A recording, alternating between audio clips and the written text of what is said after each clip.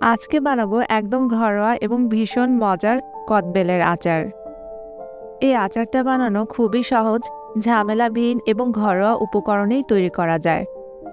একবার বানিয়ে রাখলে এটি অনেকদিন পর্যন্ত সংরক্ষণ করা যায়। খুবই মজাদার একটি রেসিপি, আপনি একবার বানালে বারবার বানাতে চাইবেন। Hello friends, welcome back to my channel test of kitchen. তাহলে চলুন আর দেরি না করে শুরু করা যাক আজকের রেসিপি। এই রেসিপিটি তৈরি করার জন্য প্রথমে আমি এখানে নিয়ে নিয়েছি 6টি থেকে 7টি পাকা কদবেল। এবার কদবেলগুলোকে এইভাবে ভেঙে নিব। এই রেসিপিটি বানানোর জন্য পাকা কদবেল হলে ভালো হয়, তাহলে আচারটার টেস্ট আরও বেশি ভালো হয়। সবগুলো কদবেল ভেঙে একটি বড় বাটিতে নিয়ে নিচ্ছি এবং কদবেলগুলোকে হাত দিয়ে একটু মাখিয়ে নিচ্ছি। বন্ধুরা, আপনারা আমার এই রেসিপিটি কে কোন জায়গা থেকে দেখছেন অবশ্যই কমেন্ট করে জানাবেন। প্রথমে একটি প্যানে দিয়ে দিচ্ছি 2টি থেকে 3টি শুকনো মরিচ। আমি এখানে শুকনো মরিচ আস্ত দেইনি, শুকনো মরিচগুলোকে 2 ভাগে কেটে তারপরে দিয়েছি। দিয়ে দেব 1 চা চামচ জিরা, 1 চা চামচ পাঁচফোড়ন, 1 চা চামচ গোটা ধনিয়া। কম আঁচে এগুলো হালকা ভেজে নিতে হবে যতক্ষণ না দারুণ একটা গ্রান বের হয়।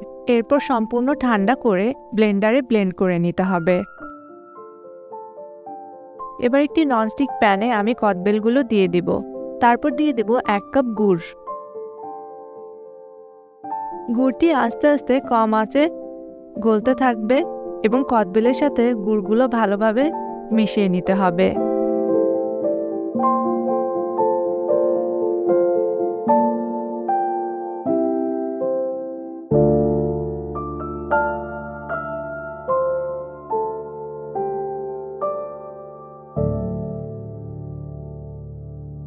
যখন গুড়গুলো কদবেলের সাথে ভালোভাবে মিশে যাবে তখন দিয়ে দিব 1/4 কাপ ঘি।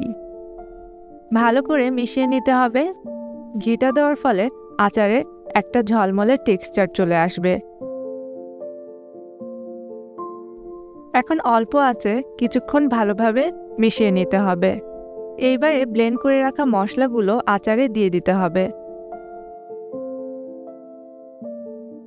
আরও দিয়ে দিব 1 চা চামচ লবণ আর 1 চা চামচ লাল মরিচের গুঁড়ো। এবার অল্প আঁচে আরও কিছুক্ষণ নেড়েচেড়ে রান্না করে নিব।